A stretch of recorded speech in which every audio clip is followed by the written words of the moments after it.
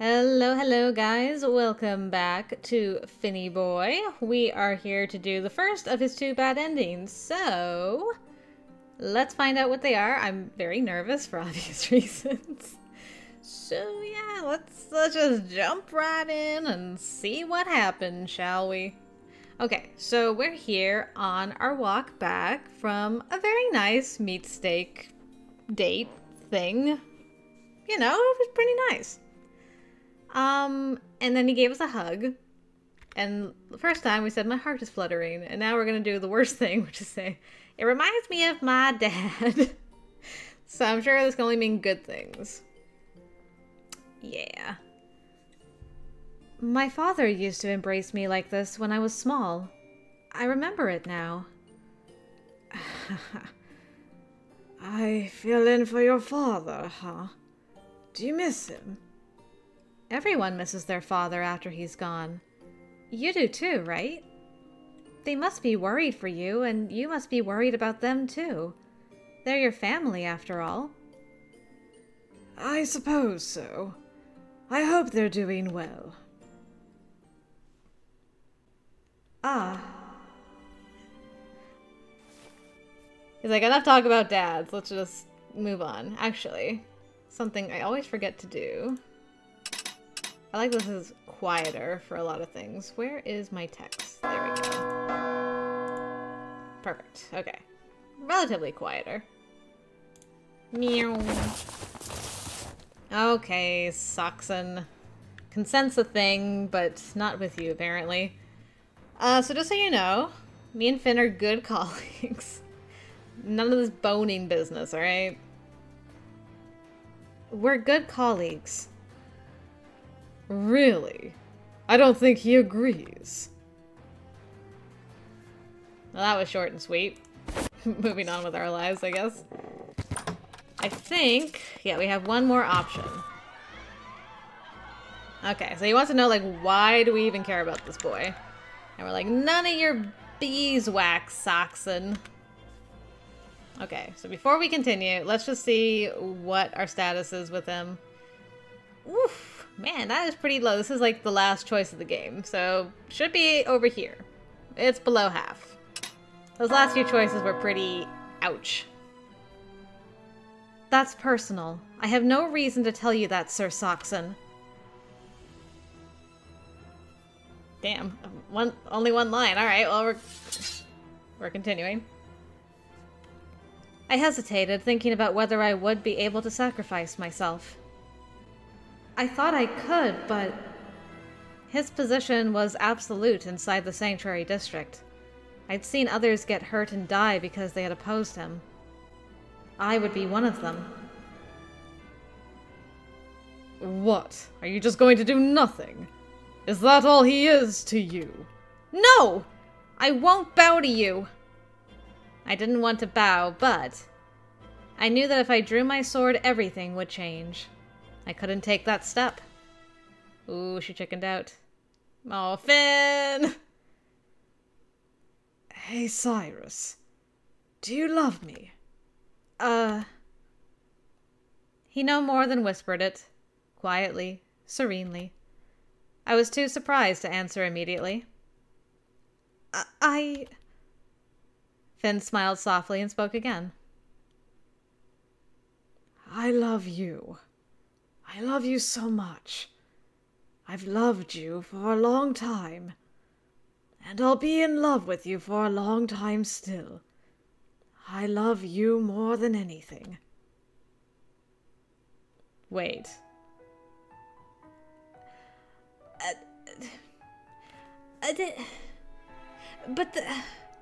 And then they... But what what?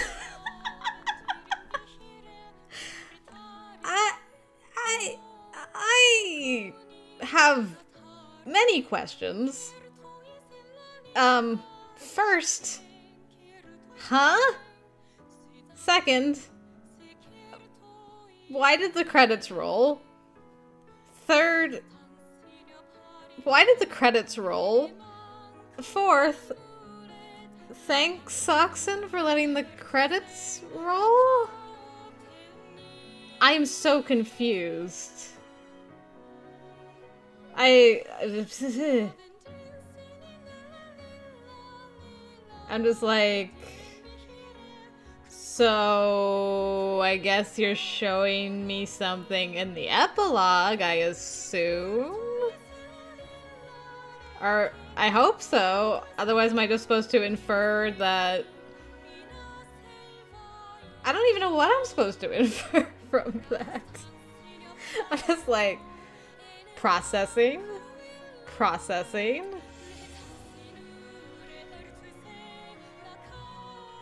I mean, it's a weird reaction from Finn to just be like... to just go into another lengthy love confession at that particular juncture. I mean, I don't know what to say. I really have no idea what to say. I am gobsmacked. I'm at a loss for words. I'm just waiting for this to, like, hurry itself along so that I can hopefully see something in an epilogue. Even if it's Finn's, like, somehow carted us off to his house and chained us up again. At least that's something. Right now I'm existing in a no man's land of, like, no resolution here. I'm just like, and then what? We were going to have, like, a showdown. Soxen called us out for being all bluff and no bite. And then... love confession and roll credits. Okay. Come on, game. Don't leave me like this, I swear. My brain can't handle it. You gotta give me more than that. I don't care if it's bad. Just give me something. Oh! Finally! Holy buckets. I forgot the whole thing about... we didn't see anything from his perspective during his entire route. Unlike the other guys. I was waiting the whole time and then forgot about it. And now it's... oh my gosh. What? What even? I disappointed my parents from a very young age. I was supposed to inherit the Euclase family business as the eldest son. That duty pursued me everywhere. It hounded me. I had no talent for business. Just want to say, like the use of the word hounded. I didn't want to run away from my duty. I was simply incapable of doing it. Oh no, I don't want to hear this. You really can't do anything. My father often said as he sighed. Yes, I'm very sorry, I often said and smiled awkwardly. There was nothing else I really wanted to do. I was convinced there was nothing for me except my duty to the Euclase family. It was a long road to walk, one made for me before I was born, and which would last until after my death. All I wanted was to make as easy for them as possible. That was made perpetually difficult by my lack of talent. I think they showed me roughly the same love all parents do when I was small. But I wasn't able to live up to their expectations. I disappointed them again and again and again. Our relationship deteriorated past the point of recovery. I graduated school and began to work with my father in the company. I was going to inherit the business after all. I was useless. Nothing I did seemed right. My father and I ended up on bad terms. One day, he realized that my little brother had more mercantile talent than I did. His wit was quick. He was bright and popular. So you had a brother. So you can have more than one kid. Okay, I've been wondering about that. He was everything I wasn't. My father loved him. I knew he wanted my brother to inherit the business instead. Every time my father saw me, he sighed with resignation. I began to think about the best way to extricate myself from the family business. One day I had the idea to become a police officer. I could be a defender of justice there. I hadn't been of use to my father, but perhaps I could be of use to someone else. Aw, we're getting his backstory after all this time. I wanted to feel positively about myself again. Finn. I had no talent at that either. I failed the first examination twice. I only passed on the third attempt. Finally, I'm a police officer. It was my first day working. I'd arrived at the temple early, unable to wait. Of course, I'd seen police uniforms many times before, but wearing it felt wrong. I thought I'd feel like a police officer once I wore it, but it was still going to take time. Can I enter the temple yet? Maybe I still had to wait a bit longer, I thought. As I vacillated on this decision, a girl strode past me. She walked into the temple with proud steps. Her long hair was ruffled by the breeze. There were sparkles in the air, and the angels were singing that day. I looked at her flapping cloak and knew what it meant. A female police officer. That's rare. I knew they existed, but they were so rare I was surprised. I looked at her like one would look at a rainbow on the horizon. Then I entered. And he was gone from that point forward. I wonder what my partner will be like. Police officers always patrolled in pairs, I knew. Ordinarily, there was no way to change partners. I hope it's someone I can get along with. Nobody weird and scary. I knocked on the doors to the chapel where I was supposed to go. Excuse me. First impressions are everything. I have to speak properly. My heart was beating so fast. I tried to calm myself down and press my lips together. I'll be serving with you from now. I'm Finn Euclid. I bowed. When I looked up, I didn't know what to do. It's the girl from earlier. She was standing proudly, her mouth closed. Her gaze was piercing. She seemed to wait for what I was going to say next. If she's here, she must be my superior. I regained a little composure and walked up to her, trying to hide my nervousness. Apologies. I will be starting work for the temple today as a rank 1 police officer. Whoa, sorry. I really lost track of the time there, boys. She's taller than Sir Cordoa? I was not expecting that. The door opened and a portly man entered. All right, you're both here. Your first meeting. Did you already introduce yourselves? I haven't. He's the only one who's given his name so far. I'm Cyrus Testella. I'm also a rank 1 officer. Nice to meet you, Finn Euclid. The girl smiled at me and held out her hand to shake mine. I apologized as I shook it. Her hand felt so small. My name is Euclase, not Euclay. Finn Euclase. Nice to meet you.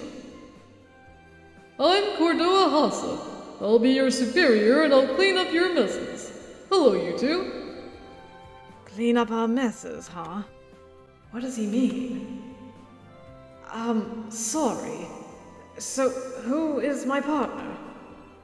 The woman next to you. Get along, you two, alright? I allowed myself to be infected by his laughter. It was artificial. I couldn't laugh sincerely. Why is my partner a girl? I glanced at her. Being a police officer is demanding and physical work. I didn't want to work with a girl. Stella. I've heard the name before. My father is a politician, and I'm of noble blood. You have probably heard or read the name before. I see. Well, why would an aristocratic girl want to become a police officer? And why is she my partner? Oh, I know. I probably got the worst scores everywhere. I'd failed the exam twice. The third time, I must have passed by the skin of my teeth. That's why they paired me up with this little girl. Right. They're not expecting anything of me. I had a sensible explanation, I felt. The room suddenly seemed a little colder. My happiness had dissipated into a gloomy mist. The value society placed in me had not changed. I've been looking forward to the day I would become a police officer. I swear to serve the people. The girl greeted our superior. Let's do our best, Finn. She smiled at me ambitiously. Oh, she's the same as I am. She wanted to help others. Poor girl. You don't know how worthless your partner is just yet. What are you going to do when you find out? Are you going to complain like everyone else did? It won't bother me if you cry. I'm used to it. Are you? Are you used to seeing your hopes dashed? Probably not. She was nobility. She'd probably been raised with loving care. Poor girl. I can see why he fell in love with her. I really see it now. Like, oh man, she's the only one that valued him. My heart. A few weeks passed since my assignment. I was out on patrol with her again, just like every other day. Cyrus to Stella. My opinion may have been a little patronizing at first, but she was far better than me. She had endurance, power, and a sense of justice and abundance. She was incorruptible, diligent, and utterly devoted to her beliefs. I began calling her Lady Cyrus. I felt that someone like me had to call her by an honorific at least. She was far above me. The distance between us was incomparable to where my fingers reached. She was like the stars above. What is that disturbance? Let's go, Finn! Oh, okay! It's always like this. I want to be closer to her, but I can't. I can only follow. I was taller than she was and older as well, but still I only followed her like a loyal dog. And I knew that, in the end, I only made her wait for me. Cyrus never gets angry at me. No matter how badly I mess up, she never complains. Why? I couldn't understand it. I tried and tried. What was her opinion of me?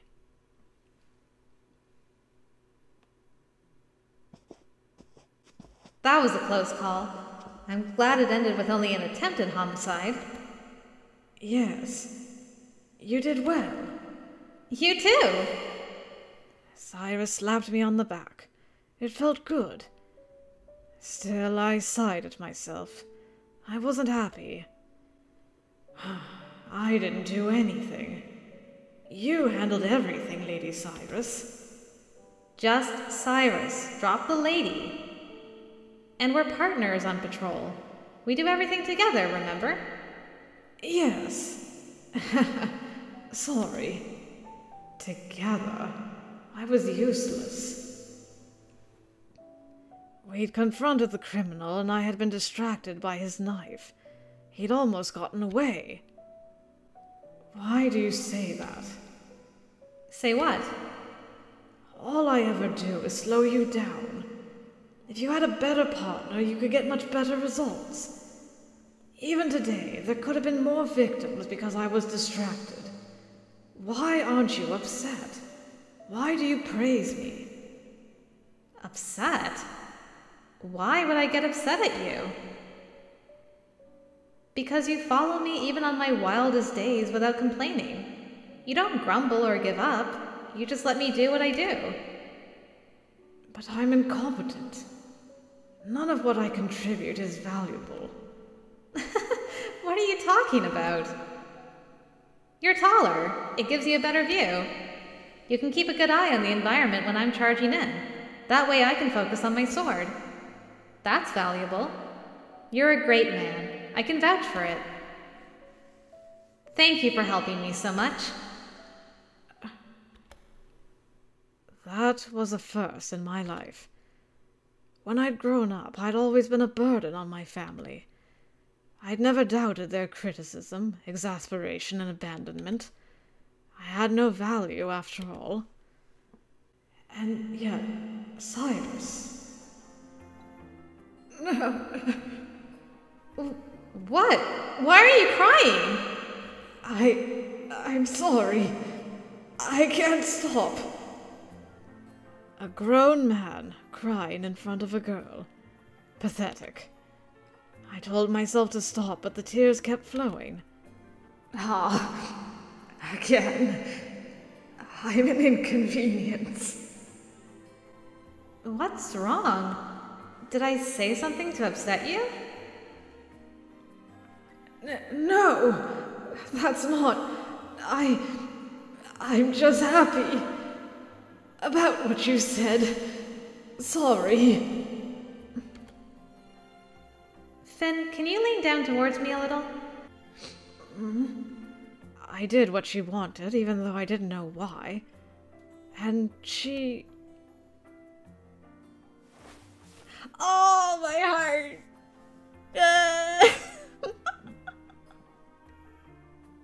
Oh, precious babies!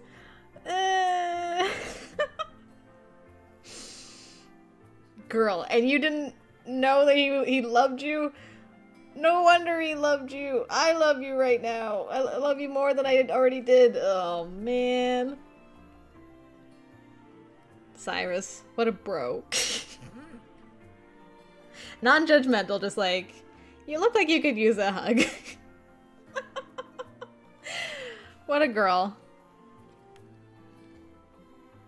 Wrapped her arms around me and patted my back. Cyrus! My wet nurse used to do this when I cried as a child. I'll do this for you until you don't have to cry anymore. But... this is embarrassing. Well, don't cry then. I told you. You're a great man, Finn. If I'm overestimating you, that's okay. If you think you're pathetic and useless, then that's all right with me. I accept all of that. I'm not experienced either. We're in this together. So let's keep on supporting each other. Thank you, Cyrus. No wonder you were like each other's light in the dark. Ah, my heart. Oh, so precious. Thank you. Okay, so now that you've like broken my heart into a million pieces, are we going back to like present day so I can just watch him get sword in the chest or something? Oh no. All right, let's do this. I love you. I love you so much, and for a long time. I love you more than anyone, so... Finn ripped the sword from my scabbard and darted away before I could do anything. He ran straight at Saxon Brandenburg. Ta! Huh. Small fry. I ran over to Finn, who was already lying on the ground. Finn! Hang in there! There's so much blood. Someone! A doctor! Call a doctor! I held Finn and looked around, but Adage is hidden as always. Nobody is foolish enough to help you. You're all alone, eh? Ha ha ha ha! Soxen was right. Nobody wanted to help us. If Adage was around, he would have. They viewed us with a mixture of curiosity and pity. They were going to watch as my hopes turned to dust. He's going to die. I knew I had to do something, but I couldn't treat him. He continued to lose blood as my mind raced. Hang in there, Finn. Don't die! Finn was still losing blood. I held him in my arms, pressing a handkerchief to the wound, but I couldn't stop the bleeding. Don't die! Don't leave me here, Finn! I've never seen you cry before. The days I spent with you shone like jewels in the sun. I enjoyed it. Finn smiled weakly in my arms. His gaze was unfocused. The spark of life was leaving him. I'm sorry. I was useless to the very end. But I'm glad I could die near you. Cyrus, I love you. And the flame died out. Finn? No. Wake up! Wake up! Finn, why? Why did he have to die? Why was he killed? I could think of nothing else. The weak ought to listen to their rightful masters. Ah! Soxen! You bastard! How dare you kill Finn! What are you talking about? His life was worthless. Why keep him around?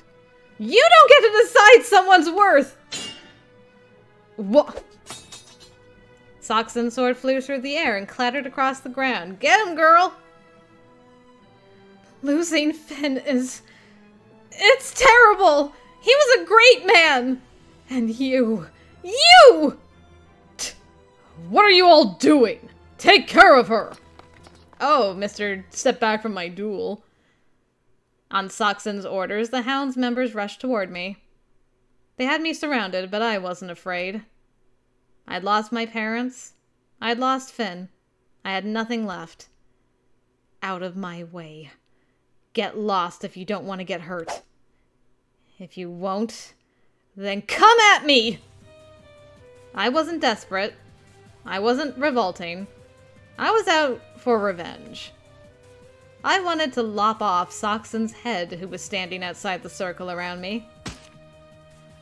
Ha! Ah! One by one, I killed them. Damn. I felt no guilt. I was just doing it. They are many, but they aren't endless.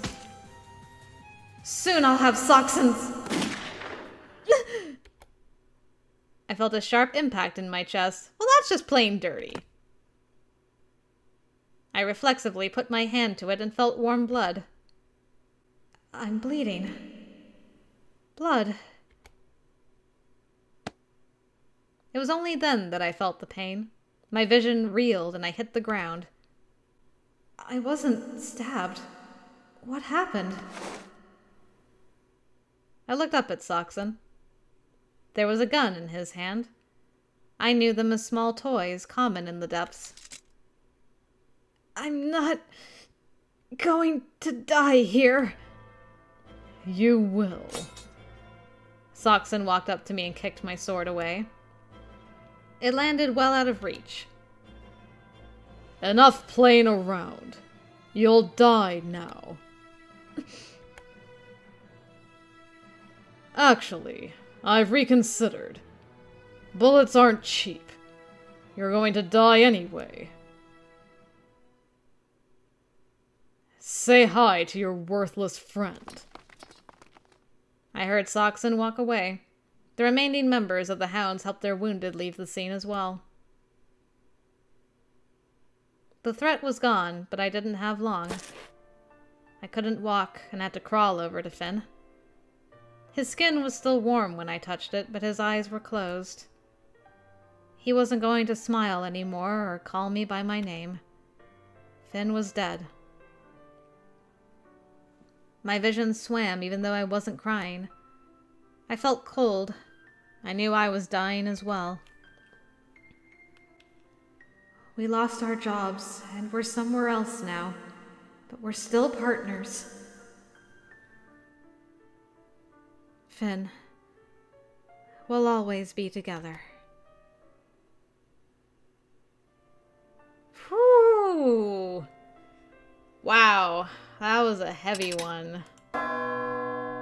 Heck of an ending. I'm so glad that that was an epilogue after the credits rolled. And I realized I forgot to do this last time. So I Love You was the best ending. Together till the end. I see. Huh. Well. Yeah, that was a very emotional one. I'm glad we got to see some of Finn's backstory. Alright, well, that was bad ending number 1. Moving on to bad ending number 2. See you there, guys.